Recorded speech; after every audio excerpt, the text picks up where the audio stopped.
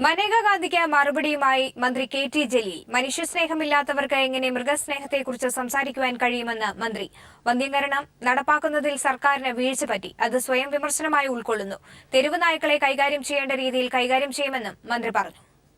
അല്ല, നമ്മള് വ്യവസ്ഥാപിതമായ രൂപത്തിൽ ഈ കാര്യത്തില് നമുക്ക് ഉണർന്ന് പ്രവർത്തിക്കാൻ കഴിഞ്ഞിട്ടില്ല എന്നുള്ളത് സ്വയം വിമർശന ബുദ്ധിയ നമ്മൾ കാണേണ്ട ഒരു കാര്യമാണ്.